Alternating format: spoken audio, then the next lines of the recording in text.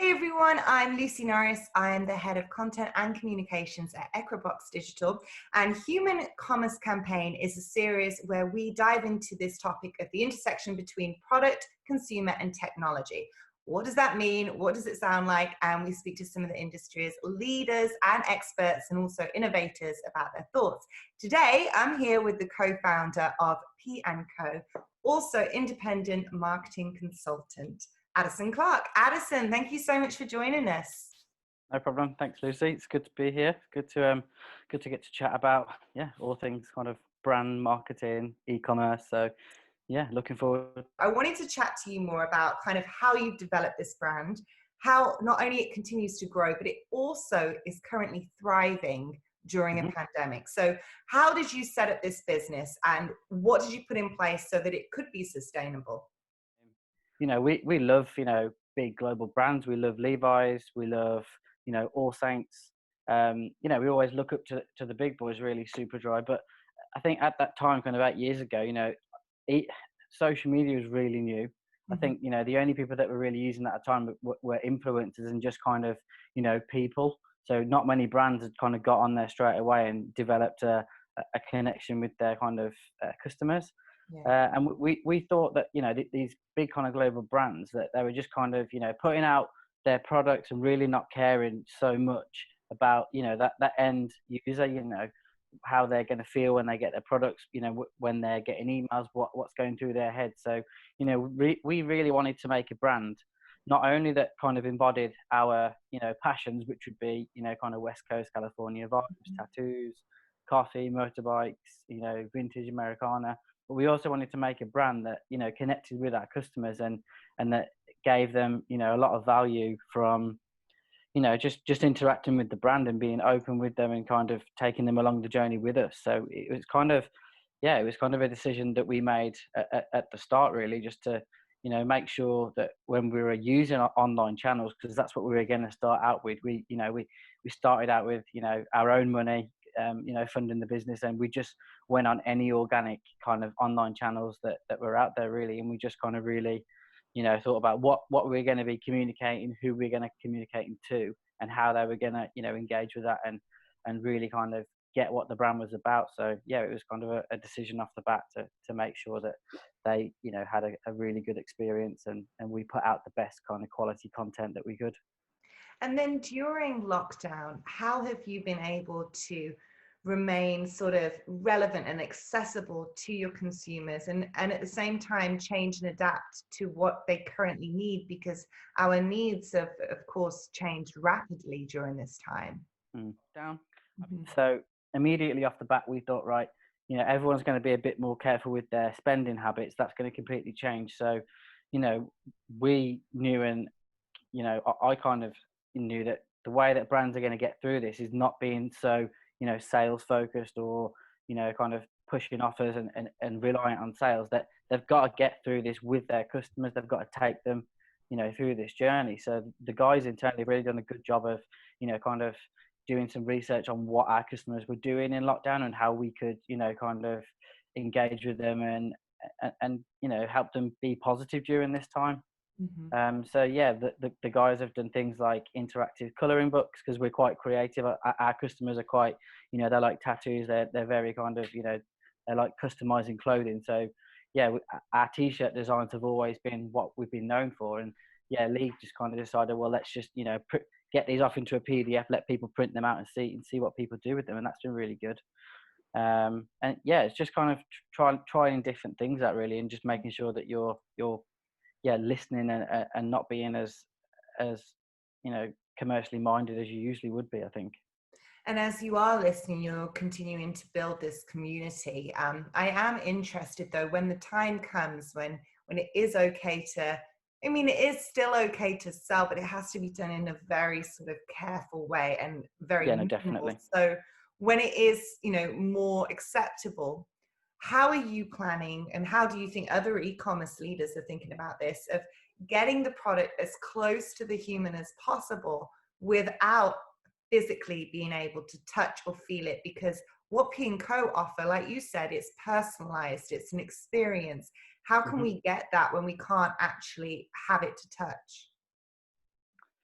Yeah, I mean, it's going to be interesting. I mean, P&Co aren't, you know, doing much with kind of virtual reality at the moment or AR, but I think that needs to become accessible for a lot more brands. So you can kind of, you know, take a glass, kind of 3D scan it with your phone, and then when you're on a website, you can literally get your phone out, you know, and then see this product in front of you. I think things like, you know, AR definitely is going to see a big kind of jump, especially with, I think, footwear. I think a few footwear brands have got straight on this, because it's obviously easier to take an image of a, you know, small accessory rather than a jacket or a t-shirt. So I think that's going to be one way that brands are going to kind of have to, you know, adapt. Or, you know, I think we'll start to see a few more companies that will offer that as a service, and I think that's going to be really interesting to see. But you know, it is things like on your website, just optimizing it as much as possible, including a lot of detail photos, a lot of videos. I mean, ASOS are really good at doing that. They have their catwalk video, so you can see how it looks, how it moves, and, you know, especially for clothing. And then IKEA on kind of the home accessory side, you can literally, you know, I want to buy that table and chairs, and you take a photo and you can see it in your room. So I think, you know, things like that are going to play a big part in definitely kind of retail brands. So, you know, brands that are selling, you know, products, Mm-hmm. in obviously getting into people's homes and, you know, getting as close to the human as possible, as you rightly said. When it comes to smaller brands who, of course, are struggling during these times, but yet, you know, some are only just now getting online because they have to.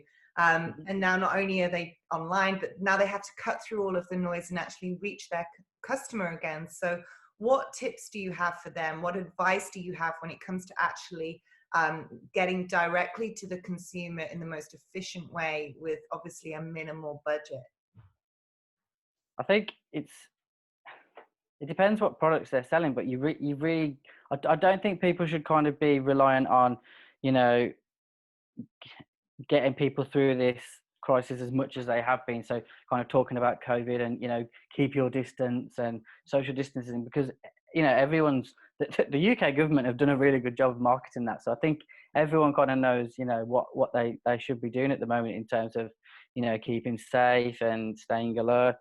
So I don't think brands should necessarily rely on that message kind of going forward. But I do think, you know, you have got to think about the end user and really kind of tailor your messaging to those people.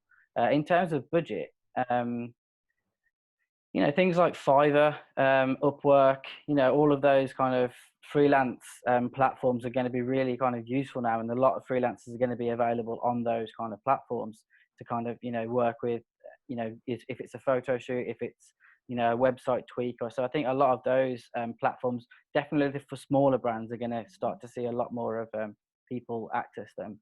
Um, yeah, but it is hard to kind of say without knowing the product.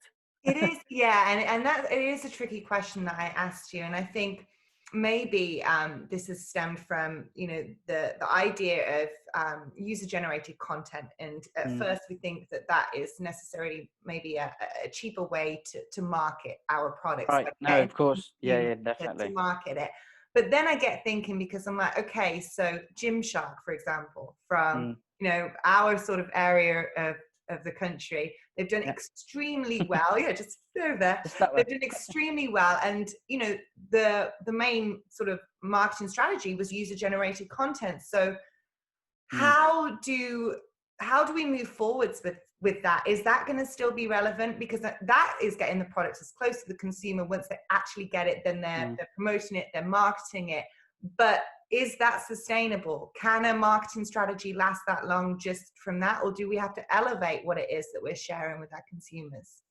I think Gymshark did a really interesting campaign, and it was, you know, the end goal was UGC. It was to get customers to share what they were doing in their product, but they based it around, you know, kind of an activity. So it wasn't just like, take a photo of yourself wearing our product and hashtag that. You know, they kind of thought about, you know, they thought about their customers. They thought, you know, how are we going to engage with them, and how are we going to get them to Mhm. want to be a part of this UGC campaign. And I think it was kind of Gymshark 66. So it was, you know, if you do something for 66 days, it becomes a habit.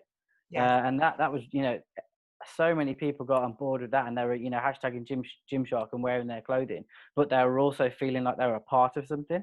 So I think that's really, if it was a yoga brand or, someone like that, it's kind of figuring out, what are these people who are enjoying this niche going to want to relate to, and how can we as a brand kind of, sculpt a UGC campaign, not just, pushing our product, but pushing the lifestyle kind of things. I mean, with us, it's always been about kind of a P&Co. It's always been about, think free, live free. So, no boundaries. And that's why all of our photography is, out in the wild, a guy on his own, kind of just enjoying, space and being free. So for us, our UGC campaigns are all about people being out there and enjoying themselves. And that's really worked for us. So it's just kind of adapting, your product with the lifestyle that it's kind of aimed at. And then obviously it's going to benefit the customer. And what's interesting about that is it's all about no boundaries, be free, and yet it wasn't affected during lockdown, because I felt like people like resonated even more with it, because it was like, this is my, like, these are the values of your company. They didn't change. They will remain sort of consistent with what it was that you were putting out, and people loved it even more. Definitely. So I'm now kind of umming and ahhing about this scenario that I have in my head as I'm speaking to all of these leaders, and I'm thinking to myself, is the world of e-commerce and in the sort of digital space, does it exist solely as one brand over here, one brand over there, and is that where we go and shop? Or is there an opportunity for partnerships and collaborations to be sort of at the forefront of the digital world and provide something like a digital sort of shopping mall where we stay on there and we experience multiple brands, and it's more sort of game orientated, and then there's lots of different tech there that we just want to immerse ourselves in? Like, do you see something like that happening? Is that something that you think is kind of the next level for the shopping experience online? I mean, it's an interesting concept, bringing in multiple brands into one space online. But, a lot of brands are kind of precious about their customer data, about, how they want to be perceived and where they sit online and where their brand alignment is. So I think, I think there will be a space for that, definitely. But as you say, it's going to have to be through, the right kind of collaborations, and making sure that it's a best fit for the brand. But I mean, multi-brand sites are already a thing, now, but brands don't really get to have as much of a say that they would on their own channels. So I think, yeah, it's a hard question. It'd be a big kind of task to go on. But I think collaborations, as you've said, are going to be, a stepping stone to maybe get into an online shopping center or, something like that. But I think, brands coming together, 2 or 3 and working on a specific kind of, project. I think Finisterre, they're based in Cornwall, I think, or Devon, and they're really kind of surf inspired brand, and they did a really good collaboration this year with Vans on some shoes, and the way that they launched that online, the Vans were talking about it, they were talking about it. There was different things being released on different platforms. So if you're engaged in the brand, you really had to go on kind of a scavenger hunt to kind of find out what they were releasing and how you could buy the product. So I think things like that, engaging things online, kind of a game scenario, but to find out about the product, are going to be really interesting. I think I'd definitely look at doing something like that for P&Co at some point. Excellent. No, that sounds wonderful. I think that's definitely the next step forwards, is to make it sort of like that experience, that treasure hunt, and to keep us on. Well, Adison, thank you so much. It's been such a pleasure speaking with you. How can people find out more about what you do?